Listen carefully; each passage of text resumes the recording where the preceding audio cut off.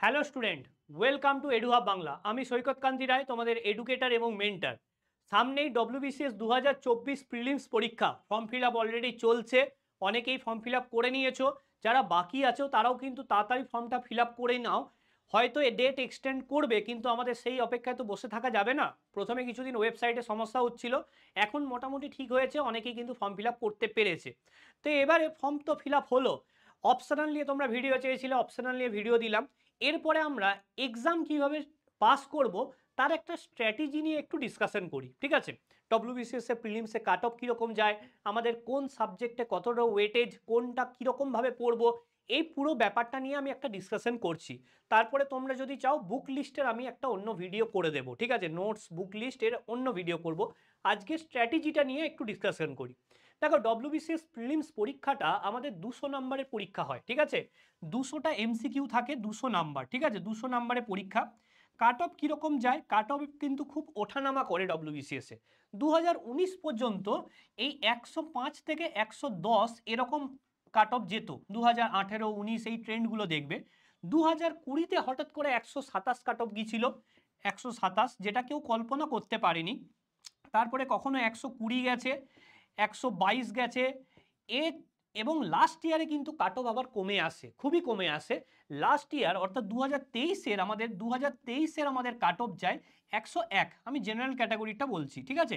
101-এর point something, ঠিক আছে? তো 101 ধরছি। তো এবারে কাট অফ কিন্তু খুব ভ্যারি করে। যে বছর 2020-তে 127 কাট অফ গেল, সে বছর কিন্তু অনেক স্টুডেন্ট আমাদের মানে ওই কোশ্চেন কঠিন তো একটু, মানে কোশ্চেন হচ্ছে যে ঠিকঠাক লেভেলেই হয়েছিল, কিন্তু অনেকে আমাদের অ্যাটেম্প করেনি। তার আগে একটা নিয়ম, মানে অনেক টিচার বলতো আর কি, যে 120 ঠিকঠাক পেরে গেলে আর অ্যাটেম্প করার দরকার নেই, ঠিক আছে? নেগেটিভের ভয়ে বলো বা অত কাট অফ যায় না, সেই জন্য আর কি অনেক টিচার বলতো। কিন্তু এটা কিন্তু একদম কমপ্লিটলি ভুল স্ট্র্যাটেজি এবং এটা পুরোপুরি আউটডেটেড হয়ে গেছে। এখন আমি তোমাদের একটাই কথা বলবো, তুমি যতগুলো সঠিকভাবে পারবে ততগুলোই অ্যাটেম্প করবে। কারণ কাট অফ কী হতে চলেছে, কি হতে পারে, এটা কিন্তু কেউ প্রেডিক্ট করতে পারে না, ঠিক আছে? আগে থেকে কেউ বলতে পারবে না। এক্সামের টাফনেস, ঠিক আছে, কত স্টুডেন্ট এক্সাম দিচ্ছে, ভ্যাকেন্সি কীরকম আছে, এই সব কিছুর উপর ডিপেন্ড করে কিন্তু কাট অফ। তাই আমাদের প্রথম কাজ হচ্ছে, আমি এক্সামে যতগুলো সঠিক পারবো আমি ততগুলো অ্যাটেম্প করব, ঠিক আছে? কোনো রকম কাট অফ আগে থেকে নিজের মনের মধ্যে ভেবে যাব না, ওকে? আচ্ছা, তো এই 200-র মধ্যে আমাদের কি কি সাবজেক্ট পড়তে হবে এবং কতটা কোনটা ডেপথে পড়বো সেটা একটু দেখা যাক। এটা কিন্তু সবথেকে গুরুত্বপূর্ণ, কারণ কেউ সবকটা সাবজেক্টে ভালো হয় না। কোনো গভর্নমেন্ট জব বা আমাদের এই ধরনের কম্পিটিটিভ এক্সাম যদি ক্লিয়ার করতে হয়, আমাদের কয়েকটা সাবজেক্টে খুব ভালো হতে হবে আর কয়েকটা সাবজেক্টে মিডিওকার হতে হবে, কোনোটাতে খারাপ হলে তো চলবে না। কয়েকটা সাবজেক্টে খুব ভালো, যেগুলোতে আমি একদম নিজের বেস্ট দিতে পারবো, 100-এ 100% অ্যান্সার করতে পারবো, কিংবা 95% অ্যান্সার করতে পারবো। আর কয়েকটাতে আমি মোটামুটি অ্যান্সার করলেও আমার চলে যাবে, ঠিক আছে? এই হচ্ছে আমাদের যে কোনো কম্পিটিটিভ এক্সাম ক্লিয়ার করার স্ট্র্যাটেজি, ওকে? তো এবারে দেখে নেবো আমাদের কি কি সাবজেক্ট আছে। আমাদের ম্যাথ এবং জিআই মিলিয়ে 25 থাকে, হিস্ট্রিতে 50 থাকে। হিস্ট্রি বলতে এনশিয়ান্ট মিডিয়েভেল মিলিয়ে 25, এবং ইন্ডিয়ান ন্যাশনাল মুভমেন্ট বা মডার্ন হিস্ট্রি যেটা, সেটা 25। টোটাল 50 নাম্বার থাকে। হিস্ট্রির ওয়েটেজ কিন্তু প্রিলিমসে সব থেকে বেশি। তারপরে জিওগ্রাফিতে 25 নাম্বার থেকে। জিওগ্রাফি বলতে ইন্ডিয়ান জিওগ্রাফি এবং ওয়েস্ট বেঙ্গল জিওগ্রাফি এখানে আমাদের ডব্লিউবিসিএস এর সিলেবাসে আছে। ইউপিএসসির মতো যেটা আমাদের এমনি জিওগ্রাফির যে ইয়েগুলো, সেগুলো কিন্তু এখানে নেই, ঠিক আছে? এরপরে হচ্ছে পলিটি এবং ইকোনমিক্স, এই দুটো মিলিয়ে 25, ঠিক আছে? সায়েন্সে 25, সায়েন্সের মধ্যে ফিজিক্স আছে, কেমিস্ট্রি আছে, বায়োলজি আছে, তিনটে মিলিয়ে 25। ইংলিশে আমাদের 25 নাম্বার থেকে। ইংলিশের পোর্শনটা পুরোপুরি আলাদা থাকে, প্রথমে ইংলিশে 25টা কোশ্চেন থাকে, বাকিগুলো মিক্স কোশ্চেন থাকে। আর জিকে আর কারেন্ট অ্যাফেয়ার্স মিলিয়ে 25, টোটাল দেখো 200 নাম্বারের পরীক্ষা।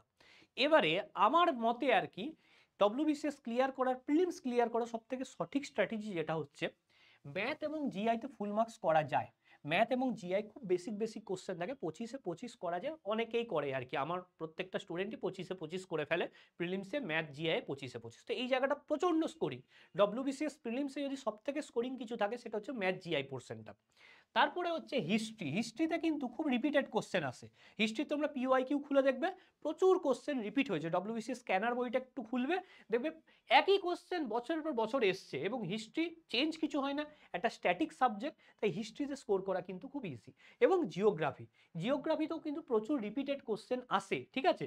তো এই তিনটে সাবজেক্ট আমি মনে করি সব থেকে বেশি জোর দিয়ে পড়া উচিত, সব থেকে বেশি প্রিলিমস কোয়ালিফাই করতে গেলে জোর দিয়ে পড়া উচিত, কারণ এই তিনটে সব থেকে স্কোরিং। ওকে, এই তিনটেতে তোমাদের যেটা চেষ্টা করতে হবে, 100-র মধ্যে এখানে 25, এখানে 50, 25, এই 100-তে তোমাকে 85 তুলতেই হবে। ম্যাথ রিজনিংয়ে তো 25-এ 25 পাওয়া যায়, হিস্ট্রিতে ধরে নিলাম 50-এর মধ্যে 45 পেলে, আর জিওগ্রাফি তো ধরো হয়তো 20-20 পেলে, ঠিক আছে, দু একটা ভুল গেল, আলটিমেটলি 100-র মধ্যে 85 আমি স্কোর করতে পারবো, ঠিক আছে, এটা সম্ভব, অনেকেই করতে পারে, তো তোমাদেরকেও করতে হবে। এবারে আনপ্রেডিক্টেবল পোর্শন কোনটা থাকে, এই যে জিকে কারেন্ট অ্যাফেয়ার সব থেকে আনপ্রেডিক্টেবল, এবং সব থেকে কম নাম্বার কিন্তু এখানেই ওঠে। এক একবার কমন পড়ে যায়, ঠিক আছে, কিন্তু এক একবার একেবারেই কমন পড়ে না, প্রচণ্ড উল্টোপাল্টা কোশ্চেন আসে, তো সেটা করার কিছু নেই, আমাদের ছাড়তে হবে। তারপরে হচ্ছে সায়েন্সেরটা, সায়েন্সেরও কিন্তু অনেক রকম ভ্যারাইটি কোশ্চেন করা যায়, তাই কিন্তু সায়েন্সের কিন্তু ওই মুখস্থ করে কিন্তু ওইভাবে শেষ মোমেন্টে কিছু করা যায় না। একটা সায়েন্স এমন একটা সাবজেক্ট, একদম বেসিক থেকে তুলে তুলে তোমাকে পড়তে হবে, ঠিক আছে, তো তবে কি তুমি ভালো একটা স্কোর করতে পারবে। সায়েন্সে কিন্তু বেশিরভাগ জনেরই স্কোর খারাপ হয়, ঠিক আছে। এরপরে হচ্ছে পলিটি এবং ইকোনমিক্স। এক এক বছর খুব সহজ কোশ্চেন হয়, পলিটির কোশ্চেনগুলো সহজ থাকে, কিন্তু ইকোনমিক্স এক এক বছর কিন্তু যথেষ্ট কঠিন কোশ্চেন আসে। ইকোনমিক্স কিন্তু শুধুমাত্র একটা স্ট্যাটিক সাবজেক্ট নয়, এটা একটা ডায়নামিক জিনিস। তো কোনো বছরের হয়তো সেই বছরের রিসেন্ট টপিক থেকে যদি কিছু কোশ্চেন করে, তাহলে কিন্তু অনেক সময় পারা মুশকিল হয়ে যায়, এবং এক এক বছর কিন্তু কনসেপচুয়াল কোশ্চেন করে, যেমন 2023 সালের কোশ্চেনটা দেখবি, ইকোনমিক্সের কোশ্চেনগুলো বেশ কনসেপচুয়াল ছিল, ঠিক আছে। তাই এই জায়গাটা কিন্তু অনেক সময় স্কোর করতে মুশকিল হয়। আর ইংলিশের ব্যাপারটা বলে রাখি, ইংলিশে হচ্ছে আমাদের বাংলা মিডিয়ামের স্টুডেন্টরা অনেকে একটু দুর্বল আছে, তাই একটু ভয় খায়, যদিও খুব ভয়ের কিছু নেই, কিন্তু একটা কথা আমি বলে রাখি, সিনোনিম অ্যান্টোনিম যদি কমন না পড়ে তো করার কিছু নেই। তো এই জায়গাটা থেকে কিন্তু স্কোর একটু কম হয়, ঠিক আছে, রাদার দেন এই পার্টটা থেকে। তো এটাতে আমি ধরে চললাম 100-র মধ্যে তুমি 50 পেলে, আমি খুব কম করেই ধরেছি, ঠিক আছে, হয়তো এটা একটু কমলো, এটা একটু বেড়ে গেল।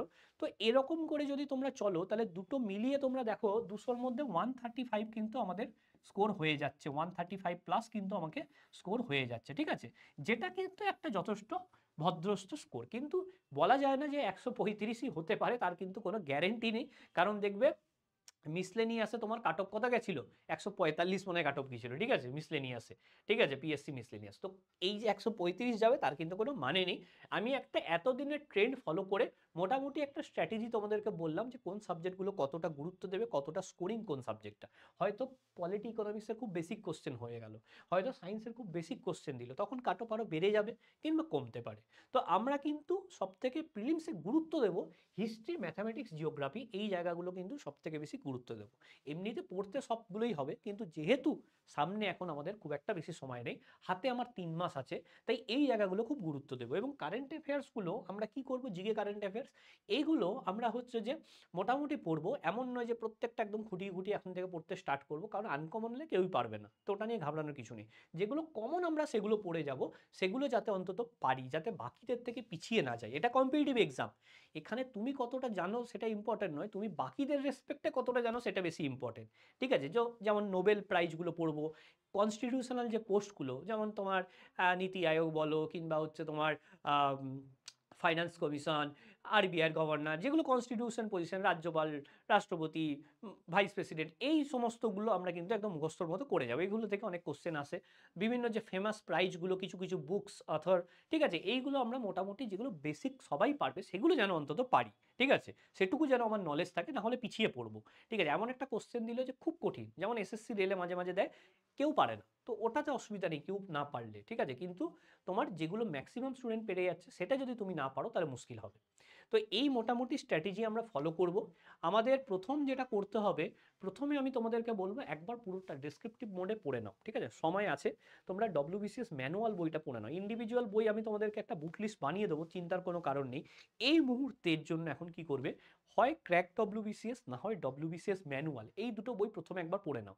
তারপরে ডব্লিউবিসিএস স্ক্যানার থেকে পুরো পিওয়াইকিউ মুখস্থ করো, ঠিক আছে। কি বলছি, বইটা একটু তোমাদেরকে বলে রাখি, ডব্লিউবিসিএস ম্যানুয়াল, দেখবে নিতিন সিংহানিয়া স্যারের একটা বই আছে, ম্যানুয়াল অর ক্র্যাক ডব্লিউবিসিএস, এই দুটোর মধ্যে একটা, অর ক্র্যাক ডব্লিউবিসিএস, এই দুটোর মধ্যে একটা বই কিন্তু অবশ্যই পড়তে হবে, অর এটা। এবং তার সাথে পড়তে হবে ডব্লিউবিসিএস স্ক্যানার, যেটা পিওয়াইকিউ পুরো পেয়ে যাবে স্ক্যানার,